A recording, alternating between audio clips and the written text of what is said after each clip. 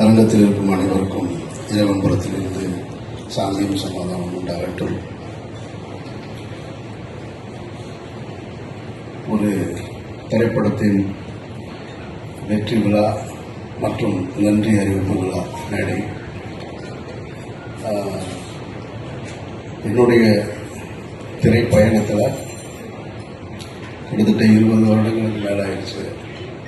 மௌனம் பேசியதை தொடங்கி இந்த நிமிடம் வரைக்கும் எந்த திரைப்படத்திற்கும் என்னுடைய திரைப்படங்களுக்கு வெற்றி விழா நடந்ததும் இல்லை, நன்றி அறிவிப்பும் நடந்ததும் கிடையாது. அப்படி ஒரு சம்பவமே நடக்கலை, அப்படி ஒரு வாய்ப்பும் எனக்கு கிடைக்கல. மாபெரும் வெற்றி படங்களாக இருக்கும் பொழுதும் வீட்டுக்குள்ளே தான் முறையும் கிடந்திருக்கேன். அது பருத்தியனுடைய வெற்றியாக இருக்கும்போது சரி, வணிக ரீதியாக தோல்வி இருந்தாலும் அப்பவும் வீட்டுக்குள்ளே தான் இருந்திருக்கேன். வெளியே வர்றதில்லை. நான் என்னுடைய திரைப்படங்களை பொதுவாக திரைக்கு கொண்டு வருவதற்கு வரைக்கும் தான் நான் அதை பார்த்துட்டே இருப்பேன். அதுக்கப்புறம் அதை பார்க்குற பழக்கம்ல அது தேட்டரில் என்னவா இருக்கோ அது ஷோவில் கூட போய் நிற்கிறது இல்லை. அந்த பழக்கம் இல்லைன்னு வச்சுக்கிறது எனக்கு. அதுக்கு காரணம் என்னென்னா, நிறைய பல்வேறு விஷயங்கள் இருக்குது. இந்த நல்ல நேரத்தில் அதை பற்றி பேச வேணாம்னு நினைக்கிறதுனால. ஆனால் இந்த திரைப்படத்திற்கு முதல் முறையாக நான் மாறி கூட 2-3 இடத்துக்கு வெளியில் போக வேண்டிய சூழல் ஏற்பட்டது. அதுக்கு காரணம் என்ன அப்படின்னா, முதல்ல இங்கே நீங்கள் ப்ரெஸ்ஸும் இங்கே பார்க்கும்போது கூப்பிட்டாரு. இல்லை சார் நான் வரல சார், நான் இங்கெல்லாம் வர்றதா ஐடியா இல்லை, பொதுவாக போக மாட்டேன் நான் அப்படின்னு. அப்புறம் மறாத நாள் திருநெல்வேலி, தூத்துக்குடி இங்கெல்லாம் போயிருந்தேன். அப்போ போயிருக்கும் பொழுது அப்பவும் நான் போகலை, அவர் டீம் மட்டும்தான் போயிருந்தாங்க. அந்த டீம் போயிருக்கும்போது மாரியை பார்த்து தொடர்ச்சியாக சில கேள்விகள் வந்துக்கிட்டே இருந்தது. அதை நான் செய்தி ஊடகங்களில் பார்த்துட்ருக்கேன். அது முடிஞ்சு மறுநாள் மதுரைக்கு வந்துட்டு, மதுரையில் நான் இருந்தேன். என்னை கூப்பிட்டு தேட்டருக்கு போனாங்க. சரி நம்ம ஊருக்கு வந்திருக்காங்கன்னு தேட்டருக்கு போனேன். அப்போ மாறி கூப்பிட்டாரு, சார்ப்பா நீங்கள் நாளைக்கு சேலம் மற்ற ஊர்களுக்கு போகிறோம், நீங்கள் வாங்கன்னு. நான் வரேன்னு சொல்லி ஒத்துக்கிட்டேன். அதுக்கு காரணம் என்னென்னா, இந்த திருநெல்வேலி தூத்துக்குடி அந்த இடத்துல பத்திரிகையாளர் சந்திப்பில் பத்திரிகையாளர்கள் மாறி என்கின்ற இயக்குநருக்கு கொடுத்த ஒரு நெருக்கடி தான் எனக்கு நான் அவரோட போகணும்னு தோணுச்சு. சரி நம்ம போய் பக்கத்தில் உட்காரணும், என்ன வகையான தாக்குதல்கள் வருது அதை நம்ம சமாளிப்போம் அப்படின்னு தான் போனேன் நான். ஆனால் நான் வந்த இடத்துல அது நடக்கலை. நடந்திருந்தால் நிச்சயமாக நான் அந்த இடத்துல மாறி பாதுகாத்திருப்பேன். அதில் எந்த மாற்று கருத்தும் கிடையாது. எனக்கு என்னென்னா, அந்த பத்திரிகையாளர்கள் ஒரு கேள்வியை திரும்ப திரும்ப மாறிக்கிட்ட கேட்குறாங்க, நீங்கள் ஏன் இந்த மாதிரி படம் எடுக்கிறீங்க, ஏன் இந்த மாதிரி படம் எடுக்கிறீங்க, நீங்கள் சமூகத்துக்குள்ள ஒரு பிரச்சனையை உண்டு பண்ணணும்னு நினைக்கிறீங்கன்றாங்க. இது எவ்வளவு அபத்தமான ஒரு கேள்வியாக இருந்ததுன்னு நான் பார்த்தேன். நான் கண்ணுக்கு தெரியாத சாமி, இல்லாத பேய், இது ரெண்டை பற்றி இங்கே நிறைய சினிமா வெற்றி அடைஞ்சிக்கிட்டே இருக்கு. சாமியை யாரும் பார்த்ததும் கிடையாது, அதை பற்றி படம் எடுத்தால் கொண்டாடுறாங்க. பேய் அது இல்லவே இல்லை. ஏன்னா பேயை விட மனுஷன் ரொம்ப மோசம்னு நான் நினைக்கிறது. பேய் எந்த பேயினாலும் எந்த தொந்தரவும் கிடையாது. ஏன்னா பேய் பார்த்தீங்கன்னா அதுவே ரொம்ப பயந்தது தான். ஏன்னா அது பகலில் வரவே வராது. நீங்கள் எந்த திரைப்படத்திலும் பகலில் அது இரவில் மட்டும்தான் வரும். அதுவே ரொம்ப பயந்தது. அது பகலில் போனால் ஆளுங்க நிறையா இருப்பாங்கன்னு இவனுக்கு பயந்துட்டு ஓடிடும். இது ரெண்டை பற்றியும் படம் எடுக்கலாம். ஆனால் கண்ணுக்கு தெரிஞ்சிருக்கக்கூடிய சாதி, அது ஏற்படுத்துகிற தீமைகள், அதனால் ஏற்பட்ட வலிகள், கொடுமைகளை ஒருத்த படம் எடுக்கக்கூடாதுன்ற கேள்வியை முன்வைக்கும் போது தான் எனக்கு ரொம்ப அபத்தமாக இருக்கு. அவர் ஒரு படம் எடுக்கிறார், அவர் ஒரு கருத்தை சொல்றார். அந்த கருத்துக்கு உங்ககிட்ட எதிர்கருத்து இருந்தால் நீங்களும் சொல்லுங்க. எடுக்கக்கூடாது, ஏன் எடுக்கிறீங்கன்ற கேள்வி ரொம்ப ஆபத்தானதாக நான் பார்க்குறேன். இப்போ மாரியுடைய படங்கள், ரஞ்சித்துடைய படங்களை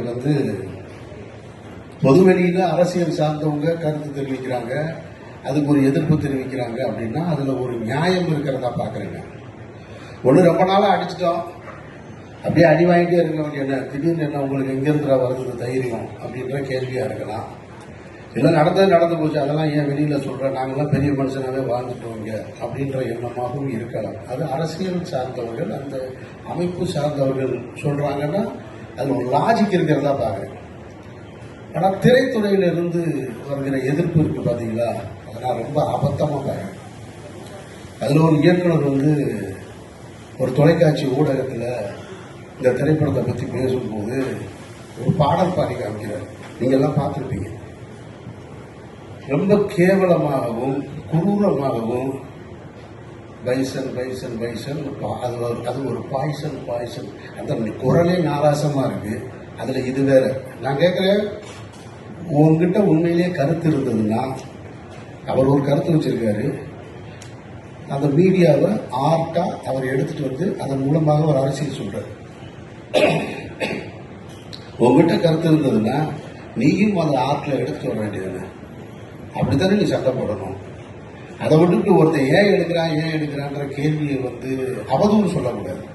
அவர் சினிமாவின் மூலமாக ஒரு அரசியல் சொல்றாருன்னா நீயும் சினிமாவின் மூலமாக பதில் சொல்லு.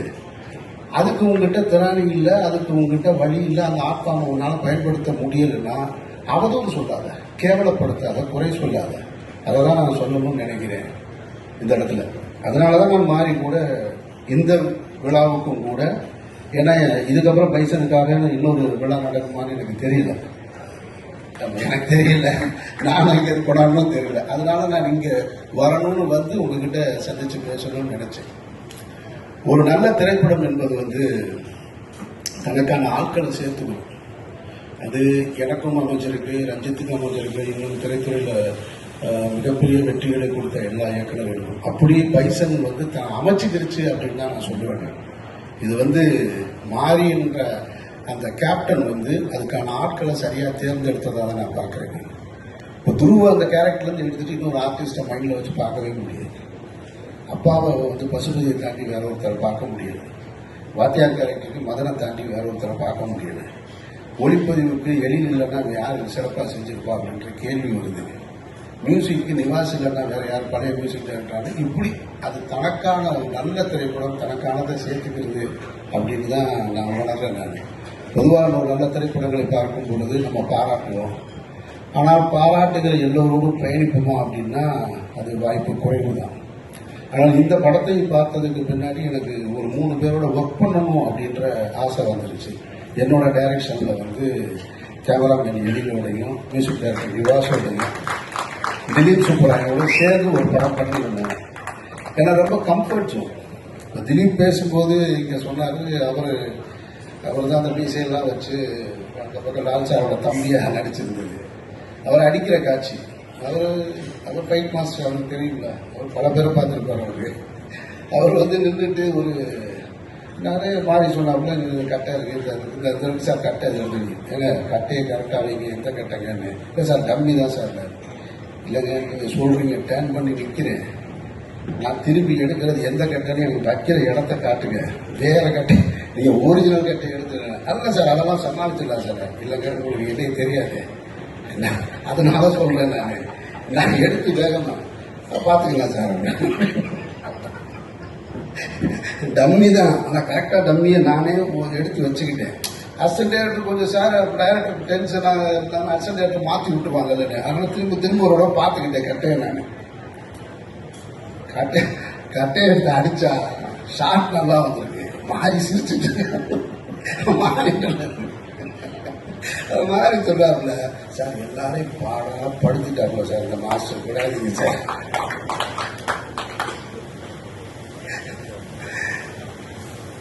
நான் வந்து திலீப்பே பார்க்குறேன் தான், அப்படியே கண்ணு லேசாக கலங்கி இருக்கு. ஆனால் என்னடா இவ்வளோ பேர் முன்னாடி திலீப் நீங்கள் சொன்னதுனால தான் நான் சொல்கிறேன், இல்லைன்னா சொல்லியிருக்க மாட்டேன்.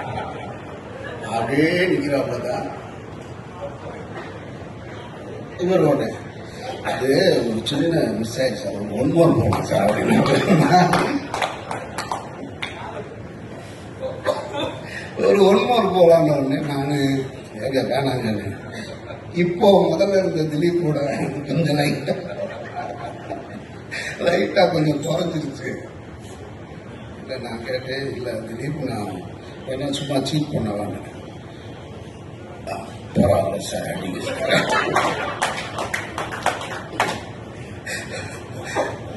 ரொம்ப நான் சொல்லி மாறிட்ட மாதிரி எதா இருந்தாலும் இதுலயே முடிச்சிருக்கோம், 3ஆவதுல போனா நல்லதுக்கு இல்லை அப்படின்னு அப்படி நடந்தது.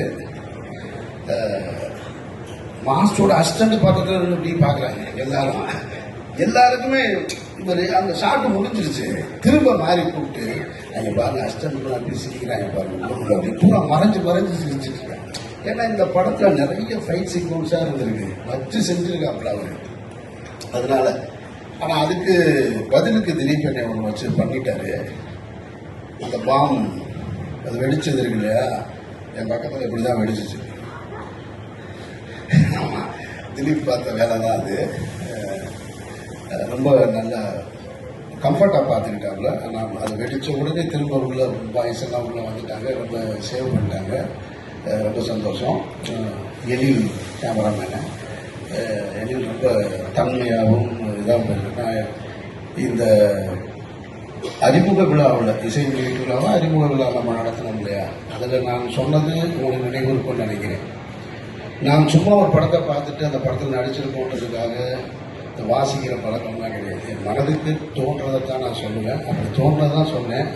அன்னைக்கு நான் சொன்னது பசுபதி சார் உங்களை நான் ரசித்தேன் இந்த படத்துலன்னு சொன்னேன் நான். இன்றைக்கு அதைத்தான் மக்கள் பூரா சொல்கிறாங்க. துருவ சொல்லும்போது சொன்னேன் நான் சேதுல விக்ரம பார்த்தது கூட அது கூடவே ஸ்பாட்டில் பார்த்துருக்கேன் அப்படின்னு சொல்லி அந்த அங்கீகாரம் தான் இன்னைக்கு தமிழ்நாடு முழுக்க கிடைச்சிருக்கு துருவோனுக்கு. அதனால நிச்சயமாக துருவுடைய உழைப்பு ஈடு செய்ய முடியாதது. அவ்வளவு பிரமாதமாக பண்ணியிருக்காங்க துரு. அது மாற்று கருத்தே கிடையாது. கேமராமேனும் அதே தான், மியூசிக் டைரக்டருக்கும் அதே தான். இன்னைக்கு எல்லா இடத்துலையும் நான் இதெல்லாம் நான் சொன்னேன் நான். ஏன்னா இந்த படத்தை சத்தம் இல்லாமல் இசை இல்லாமல் பார்த்தேன், அப்புறம் இசையோட பார்த்தேன் நான். இசையோட திரையரங்களை தான் பார்க்குறேன். ஆனால் அந்த இசை வெளியீட்டு விழாவில் மியூசிக் டைரக்டரோட பெர்ஃபார்மன்ஸ் பார்த்து சொன்னேன் நான். இது எல்லாமே ஒரு பெரிய பில்லராக இந்த படத்துக்கு அமைஞ்சிருக்கு. மிகப்பெரிய வாழ்த்துக்கள். அப்புறம் நான் அந்த விழாவில் சொல்லும் போதும் அப்ளாஸ் கம்பெனி பற்றி நிறைய சொல்லிட்டேன் நான். ரொம்ப சரியாக நடந்துக்கிட்டாங்கன்னு. அது நீல ப்ரொடக்ஷன்ஸ் அதிதின்னு எனக்கும் இப்போ தான் தெரியும். நீங்கள் சொல்லணும் ரஞ்சித். அதெல்லாம் சில விஷயங்களை நம்ம அதுக்காக தான் இந்த இடம் சொல்லணுன்றக்காக தான் அவங்க நீல கலந்த சேலையை கட்டிட்டு வந்திருக்காங்கன்னு நினைக்கிறேன் நான். ஏன்னா ரொம்ப பர்ஃபெக்டாக இந்த எனக்கு ஷூட்டிங் நம்ம வெளிப்படங்களில் போய் நடிக்கிறோம். இப்போ தான் அது தொடர்ச்சியாக ஒவ்வொரு கம்பெனிக்கு போகிறோம். சில கம்பெனிகளும் சொல்கிற ப்ரோக்ராமுக்கும் அதுக்கு சம்மந்தமே இருக்காது. ஆனால் இந்த கம்பெனியை பொறுத்த மட்டும் ரொம்ப பர்ஃபெக்டாக இருக்கும். என்னை என்னோட மேனேஜர் இங்கே தான் இருக்கான். அவன் சொல்லுவான், அவன் அடிக்கடி சொல்லிக்கிட்டே இருப்பான், சார் ரொம்ப கரெக்டாக இருக்காங்க சார், ரொம்ப பர்ஃபெக்டாக இருக்காங்க. அவங்க எதாக இருந்தாலும் முன்னாடியே சொல்லிடுறாங்க. இந்த ஃபங்க்ஷன் நடத்துறதையே நீங்கள் பார்த்தீங்கன்னாலே தெரியும், இவ்வளவு சிறப்பாக நடத்திருக்காங்க. இதைத்தான் நான் அந்த ஃபங்க்ஷனில் அப்ளாஸ்ன்னு சொல்லிட்டேன். ஆனால் அந்த அந்த அந்த கிரெடிட் பூரா போய் சேர வேண்டியது நீலம் ப்ரொடக்ஷன்ஸ் தான். ரஞ்சித்துக்கு தான் போய் சேரணும். ரஞ்சித்துடைய கண்டகாரண்யத்தில் நடிக்கக்கூடிய வாய்ப்பு இருந்து நான் தவற விட்டுட்டு இப்போ நீலம் ப்ரொடக்ஷன்ஸில் பைசலில் என்ன நான் இணைச்சிக்கிட்டேன். நீலம் ஸ்டுடியோஸ் ஞாபகம் வச்சுக்கிறேன். அப்படியா?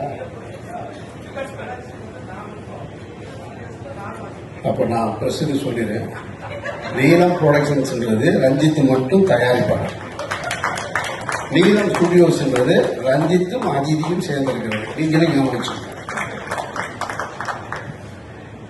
மற்றபடி இந்த திரைப்படத்துக்குள்ள உள்ள போகும்போது எனக்கு யாருமே பரிச்சயம் இல்லை. இப்போ வடசென்னைக்குள்ள உள்ள போகும்போதாவது சமுத்திரகனி இருந்தான், ஜெகதீஷ் இருந்தார், வெற்றி ஏற்கனவே எனக்கு தெரியும், அல்லது சுப்பிரமணிய சிவா உள்ள இருந்தான், ஆர்ட் டைரக்டர் ஜாக்கி, எல்லாமே என்னோட டீம். இந்த படத்தில் எனக்கு தெரிஞ்ச ஒரே ஆளு ராஜா மட்டும்தான். பாக்கி எல்லாருமே புதுசு, எனக்கு யாரையுமே தெரியாது. ஆனால் என்னை ரொம்ப நல்லா பார்த்துக்கிட்டாங்க, கம்ஃபர்ட்டாக பார்த்துக்கிட்டாங்க. நானும் அவங்களோட ரொம்ப கம்ஃபர்ட்டாக இருந்தேன்.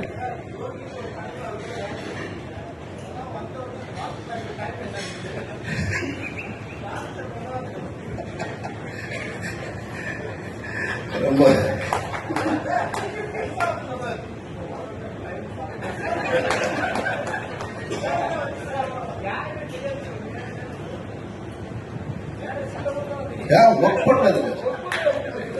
ஒர்க் பண்ணது இல்லைன்னு சொன்னேன்.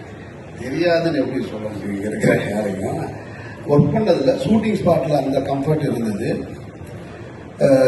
நான் அந்த விழாவில் சொன்னது தான், இந்த திரைப்படத்திற்கு இன்னைக்கு இங்கே பேசியவர்கள், இன்னும் வெளியில் எல்லாரும் பேசுகிறவங்க, திரைப்படத்தில் அந்த காட்சிக்கு கைதட்டல் வருது, என்னுடைய காட்சிக்கு இன்ட்ரொடக்ஷனில் இருக்குது, வசனத்துக்கு இருக்குது அப்படின்னா அது எல்லாமே இயக்குனருடைய சிந்தனை தான்.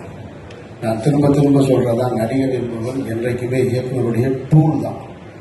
அவர் இயக்குனராக மாறிவிட முடியாது. அவர் சொல்றத வாங்கி உள்வாங்கி நம்ம கொடுக்கறதா ஒரு நடிகருடைய வேலையா நான் நினைக்கிறேன். இந்த திரைப்படத்தில் அந்த மேடையில் சொன்னதுதான், இந்த படத்தின் மூலமாக ஏதாவது ஒரு பேரும் புகழும் கிடைச்சதுன்னா அது மாரி செல்வராஜுக்கு தான். இங்கே நான் அந்த மாரி செல்வராஜுக்கிட்ட திருப்பி கொடுத்துருந்தேன். நீங்களே வச்சுக்கோங்க, அது உங்களுக்கானது. ரொம்ப சந்தோஷம். அதை தாண்டி மீடியா நான் அதிகமாக நன்றி சொல்ல கடமைப்பட்டேன். காரணம், ஒரு திரைப்படம் என்பது பொழுதுபோக்கு உள்ள திரைப்படங்களாக இருக்கலாம். அதில் கருத்து சொல்கிற திரைப்படங்களுக்கு பெருவெற்றி பெறுவது என்பது ரொம்ப குறைவாக தான் நடக்கும். இந்த வெற்றி விழாவை நான் எப்படி பார்க்குறேன்னா, தீபாவளிக்கு வந்த 2 படங்களில் ஒரு படம் இதை விட பெரிய வெற்றி பெற்று, பணத்தால் பெரிய வெற்றி பெற்று. ஆனால் பைசன் பணத்தாலையும் படைப்பாலையும் மக்களிடத்திலையும் மாபெரும் வெற்றி. அப்போ அது ரொம்ப ரேர். ஒரு ஸ்போர்ட்ஸ் மூவி நிறைய பார்த்துருப்போம். ஆனால் எல்லா ஸ்போர்ட்ஸ் மூவிலையும் இது போல இருக்காது. இதுக்குள்ள ஒரு வாழ்வியல் இருக்கு, அதுக்குள்ள கொஞ்சம் வயலன்ஸ் இருக்கு, எல்லாம் சேர்ந்து ரொம்ப மிக்ஸ்டா சரிசமமா மிக்ஸ் பண்ணியிருக்கு. அதை யாரு அப்படின்னா மாரி செல்வராஜ் என்ற எழுத்தாளர் முடிவு செஞ்சது. எழுத்தாளர் முடிவு செஞ்சு அதை இயக்க அதுக்கு இத்தனை தொழில்நுட்ப கலைஞர்கள் உள்ள சேர்த்து கொண்டு வந்தது. அதனால இது எல்லா படைப்பையும் கொண்டு உங்ககிட்ட கொடுக்கும்போது நீங்கள் அதை சரியா சேர்ந்து, இதுல நீங்கள் பத்திரிகையாளர்களை நான் திரும்ப திரும்ப இதுக்கு நன்றி சொல்ல கடமைப்பட்டிருக்கேன். எல்லோரும் மிகச் சரியாக, அதாவது ஒரு பெருவாரியா கொண்டாடிக்கிட்டு இருக்காங்க. எப்படி பைசனுக்கு மாபெரும் வரவேற்பு இருக்கோ, ஒரு 10 பேர் அதை எதிர்கருத்து சொல்லிக்கிட்டே தான் இருக்காங்க. அது எல்லா இடத்துலையும் நானும் பார்த்துட்டு தான் இருக்கேன். அது எதிர்கருத்து சொல்றவங்க சொல்லிக்கிட்டே இருக்கணும். அது இருக்கணும். படைப்பு என்றால் ஒரு படைப்புக்கான எதிர்கருத்து இருக்கணும். ஆனால் எது பெருவாரியா இருக்குன்னா 90% மாபெரும் வரவேற்பு இருக்கு. அந்த வரவேற்பை மக்களிடத்தில் கொண்டு போய் சேர்த்து மாபெரும் வெற்றியை கொடுத்த ஊடக நண்பர்களுக்கும் பத்திரிகையாளர்களுக்கும் என்னுடைய நன்றியை தெரிவிச்சுக்கிறேன். ரொம்ப நன்றி. வணக்கம்.